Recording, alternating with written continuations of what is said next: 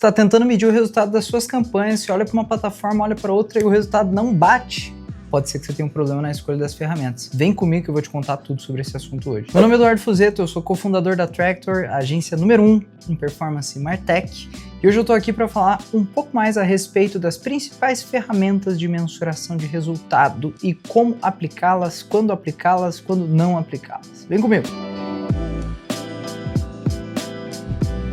Antes da gente entrar nas ferramentas em si, eu quero dizer que nós analisamos 7 das principais ferramentas do mercado que são utilizadas para mensurar resultados. Nem todas elas têm como seu propósito final a mensuração de resultados. Às vezes, a gente vai olhar para alguma ferramenta que é muito utilizada, mas que tem outras funcionalidades também, além da capacidade de medir resultado. E a gente vai olhar para 6 aspectos de cada uma dessas ferramentas. O que é, no que ela é boa, onde ela falha, se ela é gratuita ou não, é difícil de implementar e para quem ela é recomendada. Fechou? Então vambora. E vamos começar por ele, ou ela, a rainha ou rei do Web Analytics, né? O Google Analytics, mais especificamente o nosso Google Analytics 4 ou GA4 para os íntimos. Que diabos é o Google Analytics? Bom, ele é a solução de mensuração de resultados de Web Analytics produzida pela Google Analytics, que é amplamente adotado, detendo o maior market share dentre todas as ferramentas de Web Analytics. Ele é o cara que está presente em todo o site. Você tem 2 certezas na vida, uma é a morte, segunda é que o Google Analytics está instalado nesse site que você está navegando agora. É isso. E além de ser extremamente popular, qual que é a força do Google Analytics? No que ele é bom? Ele é bom em análises de tráfego, em análises de comportamento, em análises de canal, dentre várias outras minúcias ali de Web Analytics. Então, se você está buscando uma ferramenta que te entrega o básico muito bem feito, provavelmente o Google Analytics é o seu cara. E qual que é o calcanhar de Aquiles do Google Analytics? Aonde que ele falha? Ele falha naquilo que exige um pouco mais de profundidade, naquilo que é um pouco mais sofisticado, como, por exemplo, análises cross-channel. Tua operação tem muita multicanalidade, acontece coisa no app, acontece coisa no site, acontece coisa na loja física, ou eu tenho vários canais influenciando numa determinada compra.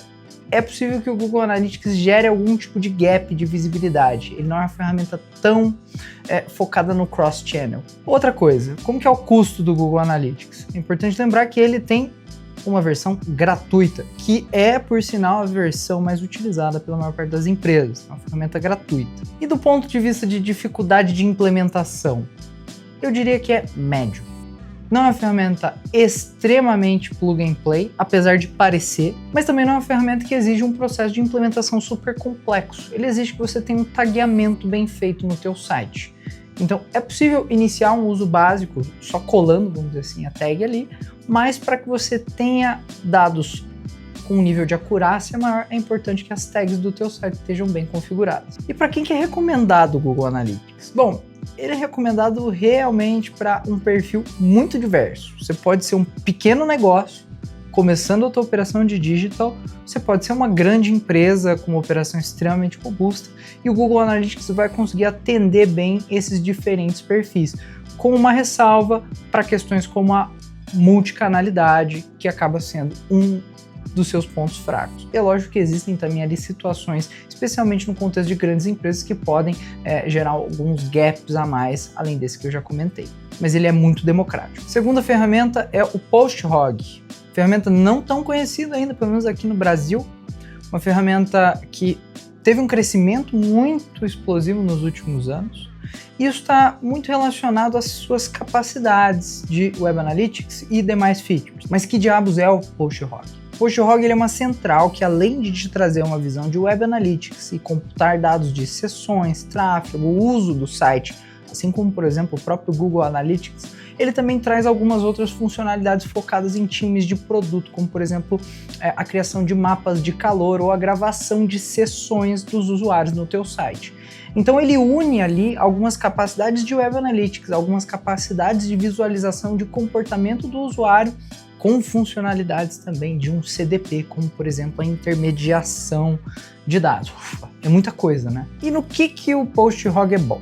Ele é realmente uma ferramenta muito transversal, mas eu diria que ele tem um ponto de destaque ali em Web Analytics com foco em análise de experiência do usuário, então quando você quer entender um pouco mais os meandros do uso de uma plataforma, de uma página, de um site, e também em operações que possuem funis distribuídos. Por ele ter uma grande capacidade de integração com outras ferramentas, o PostHog pode ser o teu aliado para contar uma história que não começa e termina no site, mas que passa muitas vezes por uma ferramenta de atendimento, por um CRM e por outros ambientes. E onde que ele falha?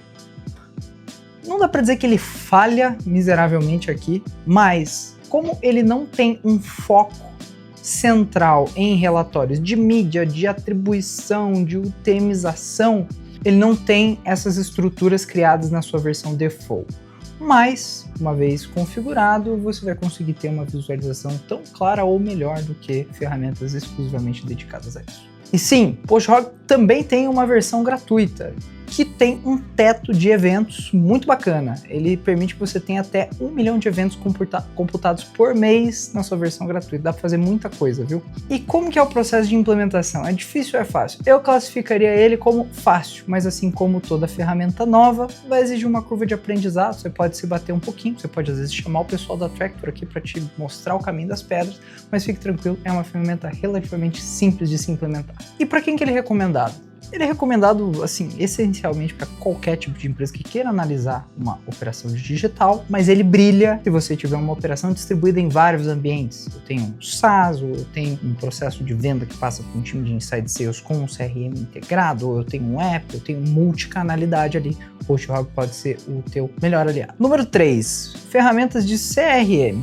E aqui eu estou colocando no mesmo bolo RD Station, HubSpot, Salesforce e diversas outras ferramentas tão populares no nosso dia a dia. Por mais que mensurar ou atribuir resultados a canais não seja o foco de uma ferramenta de CRM, a maior parte delas tem como funcionalidade nativa a visualização de atribuição, portanto a gente não pode ignorar, sem falar que elas estão presentes no dia a dia da maior parte das equipes de marketing e é muito comum que elas sejam utilizadas como single source of truth, né? A verdade, o lugar de onde vêm os dados que vão ser apresentados para tantas áreas depois. Mas o que é? Bom, estou falando de ferramentas que têm como propósito existencial servir como um repositório de contatos ou leads para nós marqueteiros e fazer o gerenciamento do seu ciclo de venda, seja dentro de um processo comercial ou até mesmo dentro de um processo de relacionamento e marketing, assim por diante, mas que normalmente também tem ali uma funcionalidade para parametrizar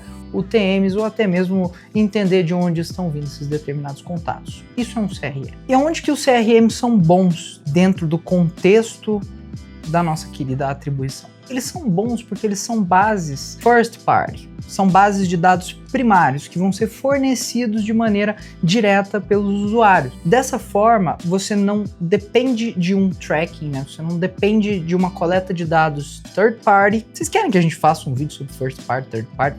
Deixa o comentário aí que eu sei que isso pode ficar confuso em algum momento, beleza? Se precisar eu faço. Eles não dependem de uma coleta de dados third party para alimentar essa base, diferente de algumas ferramentas de mensuração que são utilizadas por aí. Dessa forma, o CRM ele funciona como um agregado de dados confiável, você tem certeza daquele dado, tá? É por isso que ele é bom como ferramenta de mensuração. Mas aonde é que um CRM falha do ponto de vista de atribuição? Ele falha porque eu tenho certeza dos dados que chegaram até ali, na maior parte das vezes, mas muitas vezes eu não tenho conectado no meu CRM o fornecimento de alguns dados que são essenciais para que eu consiga cruzar e obter uma visão sobre de onde veio cada um dos leads. Eu vou dar um exemplo. Existem CRMs que, por exemplo, não levam para dentro de si dados como os parâmetros de UTM. Vocês já devem ter visto aquela sopa de letrinhas que aparece na URL quando você clica em um anúncio, por exemplo. Esses são os parâmetros de UTM.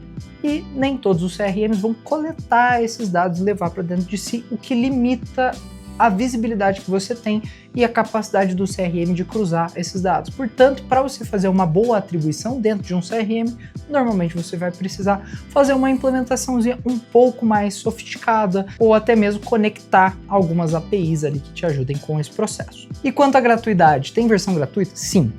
HubSpot, RD Station, a maior parte dos líderes de mercado possuem versões gratuitas, mas eu preciso te alertar que, para que você tenha uma boa estrutura, para que eles estejam bem implementados e cumpram funções de mensuração, normalmente você vai ter que ir para um plano pago, beleza? E é difícil de implementar? É fácil de implementar? Depende. Eu classificaria um grau médio na implementação, porém, tudo depende do nível de profundidade que você quer dar. Você consegue simplesmente criar uma conta e sair usando um CRM. A maior parte deles hoje tem um processo super liso de implementação básica, mas para que você consiga ter uma profundidade de funil, uma visão mais clara do que está acontecendo, você vai precisar fazer algumas customizações que podem ser não tão amigáveis para usuários não técnicos, então fique esperto. E para quem que é recomendado usar um CRM, tê-lo ali como uma ferramenta que apoia na tua mensuração, apoia a tua visão de funil, para todo mundo. Se você não tem, você está maluco. Ou você tem um AI agent muito bom aí que está cumprindo essa função e me desculpe, foi mal, você está na frente. Número 4, vamos falar dele. O que muitos marqueteiros consideram como o caviar das ferramentas de analytics. Nunca vi, nem usei, só ouço falar. O Adobe Analytics, ok? Adobe Analytics, talvez a principal ferramenta enterprise de mensuração de resultados e Web Analytics, disponibilizado pela Adobe for Business, é uma solução extremamente robusta para caso você precise obedecer protocolos de coleta de dados ou tenha objetivos mais específicos, beleza? E ele brilha e se destaca justamente se você tiver uma estrutura com um nível de complexidade maior. Vamos supor que você tem uma operação que acontece em vários países, cada um com um ambiente regulatório diferente, como por exemplo, Brasil com LGPD, Estados Unidos terra de ninguém e Europa de GDPR. O que eu posso fazer em cada um desses países é diferente e como eu devo me comportar também é diferente, como eu coleto dados desses usuários é diferente. E o Adobe Analytics ele permite que você, por meio de uma estrutura ao mesmo tempo centralizada, mais descentralizada também, você consiga ajustar o que você vai coletar, ajustar o que você quer enxergar, como você vai enxergar, como você vai disponibilizar essa visão para cada um dos teus times, meio que num lugar só. Então, uma solução robusta para operações que precisam ser robustas também. Bom, onde ele falha, eu vou só trocar o sinal da minha afirmação anterior. Ele é uma operação robusta e exige uma implementação robusta. Então, o Adobe Analytics, além de ser uma ferramenta que tem um nível de complexidade maior, logo exige mais da implementação, ele também não é uma ferramenta tão conhecida por marqueteiros, pelo menos quem está acostumado com o SMB não conhece tão bem, e é uma skill um tanto quanto rara. Então, além de você ter um peso maior na implementação, você também normalmente vai ter uma curva de aprendizado um pouco maior, caso o teu time não esteja acostumado com essa ferramenta. É gratuito? Não, tem que pagar, sorry. É difícil de implementar? Sim. Complexidade na implementação, manutenção e etc., para compensar a robustez do outro lado. E para quem que ele é recomendado? Bom, ele é recomendado para operações grandes, com um nível de especificidade grande, com uma capacidade de desenvolvimento e customização também, adivinha? Grande. Nossa quinta ferramenta é o HIP. HIP, que é uma ferramenta de Web Analytics especialmente focada em times de produto. O que de fato é o HIP? Parecido ali com o nosso amigo PostHog, o HIP é uma ferramenta muito focada em times de produto, sejam eles app ou sejam eles web, que tem como grande capacidade a coleção de dados e eventos de forma automática. E onde que ele é muito bom? A grande força do HIP está na facilidade com que ele te entrega uma capacidade de construir funis e construir visualizações em diferentes steps, em diferentes etapas do teu produto, do teu e-commerce, da tua plataforma e transformar isso em dado acessível, disponível para que você consiga tomar a decisão. E ele acaba falhando um pouco caso você queira um nível de customização, um nível de coleta de dados com uma especificidade ali muito alta.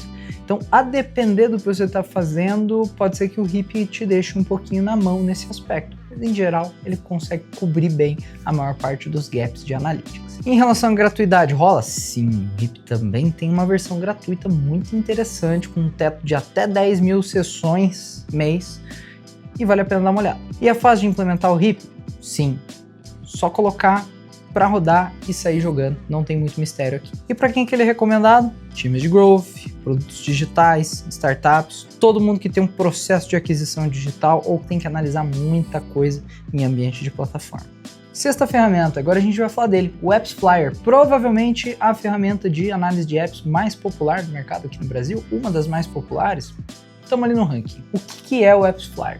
Eu vou resumir de uma forma bem grosseira, inclusive se tiver alguém da AppsFlyer vendo esse vídeo, me desculpe, mas o AppsFlyer é um analytics bom para apps. Funcionalidades básicas, comportamento básico, mas bem executado e focado na realidade de apps. E onde que ele é bom? Além de te ajudar a entender dados básicos e comportamentos básicos, para que você consiga entender a dinâmica do usuário dentro do aplicativo, e por básico não estou falando de fácil, tá? Eu estou falando de essencial. Ele também vai te ajudar a entender origens e atribuição. Ele vai te ajudar a entender qual foi o canal que trouxe um determinado usuário, qual foi o canal que gerou mais ações em um determinado evento dentro do teu app e assim por diante. Então, excelente ferramenta de análise de comportamento, excelente ferramenta de análise de atribuição também. E onde que ele falha? Bom, se você tem uma operação de app, mas que depende também de uma operação web, que tem um processo web muito grande, você vai ter que integrar as coisas e pode ser que, a depender do teu stack, a depender de como as coisas estão configuradas lá na web, as coisas não se conversem muito bem, ou que você precise de uma ferramenta third party aqui, um terceiro elemento para conseguir juntar tudo numa view só, beleza? Gratuidade? Infelizmente não. Essa é uma ferramenta paga. E a dificuldade de implementar? Eu consideraria média. Uma vez que você tem que implementar o SDK do AppsFlyer, fazer as customizações ali dentro, isso pode ser um pouco duro para usuários que não são programadores ou não têm alguma experiência ali com questões mais técnicas. E para quem que ele é recomendado? Para quem tem uma operação de app como elemento primário do seu negócio. Se é um app, vai embora, você vai estar bem atendido aqui. Sétima ferramenta e última, a gente vai falar dele, o queridinho dos times de produto, dos nossos amigos produteiros, o Amplitude. E o que é o Amplitude? Ele é uma ferramenta de Product Analytics que também pode ser utilizado com outras funções, como Web Analytics, por exemplo. E tem como grande característica ali a possibilidade de criar funis a partir de origens, a partir de telas específicas, entendendo o comportamento de uso do usuário em relação àquela plataforma, em relação àquele app, aquele produto, etc. E que é bastante versátil. E onde que ele brilha? Ele brilha, adivinha? Dentro de produtos. Quer entender o impacto de uma feature, o impacto de uma alteração de fluxo de cadastro, o impacto na alteração de como uma feature é entregue para o usuário, o Amplitude é um aliado muito poderoso para essas horas. Onde que ele falha? Bom, ele também não é uma ferramenta 100% focada na análise de Web Analytics. Logo, fazer atribuição de canais de mídia, fazer atribuição de origens de leads dentro dele pode não ser algo tão fácil, porque essas não são funcionalidades que já vêm setadas, já vêm entregues para ti. Mas, uma vez bem configurado, ele voa nessas funções também. Tem gratuidade? Sim, tem um plano bom, com um teto de eventos bastante alto, que vai suportar a tua operação até ela seguir bem longe, viu? E a dificuldade de implementar? Eu classificaria como média. Vai depender da tua estrutura tecnológica, vai depender de onde está o teu site, onde está o teu produto, como as coisas se conversam. E ela vai ficar mais difícil à medida que as tuas estruturas ficam mais complexas ou sofisticadas, assim como qualquer outro produto, né? E para quem que ele é recomendado? Para quem tem uma operação digital expressiva, ou para quem tem produtos digitais, para quem trabalha com apps, para quem trabalha com ambientes de conversão digitais, como e-commerce também, por que não? E qual que é a dica extra, Fuzeto? Como que é? Qual que é o macete? Vamos lá. Primeiro, não são ferramentas concorrentes. Praticamente todas as ferramentas que eu apresentei para ti hoje podem conversar entre si e trabalhar em conjunto. Não seja, porque eu só uso PostHog, porque eu só uso Amplitude, porque eu só uso... Cara, não é time de futebol isso. Segundo ponto, busque complementar as ferramentas, fazendo com que uma cubra o gap da outra. Por exemplo, HubSpot e Google Analytics são duas ferramentas que trabalham muito bem em equipe. Você consegue fazer uma sincronização de dados entre o teu GA4 e o teu HubSpot, que vai te dar dentro do HubSpot visão sobre métricas que às vezes ficam escondidas lá dentro do teu GA4. Então, busque entender quais são as possibilidades de integração entre esses caras, beleza? E além disso, eu também vou dar uma outra sugestão. PostHog, mais uma vez, essa é uma ferramenta que ainda não se popularizou tanto que em terras brasileiras, mas é uma questão de tempo. O PostHog, uma vez bem conectado com o teu CRM, e aí vou deixar aqui o CRM como sendo qualquer CRM, certo? Ele se torna uma central poderosa para a maior parte das operações que vendem ali no processo lead gen. Quer entender como é que isso funciona? Já sabe, né? GoTractor.com. Não vou nem seguir. mas olhe para as possibilidades de integração e trabalho em conjunto entre as ferramentas que estão no teu stack. É muito comum, eu tenho os meus GA4 lá, o meu CRM aqui, os dois não se conversam e é isso. Extraia mais suco dos limões. Resumindo, a ferramenta perfeita não existe, mas a escolha do teu stack faz toda a diferença. Aliás, qual que é o seu stack? Qual que é a combinação que você está usando aí? Me conta aqui nos comentários que eu tô curioso para saber o que a galera tá usando, vai que tem alguma coisa que eu não vi aí. O vídeo de hoje vem até aqui, não se esqueça de se inscrever no nosso canal, até a próxima!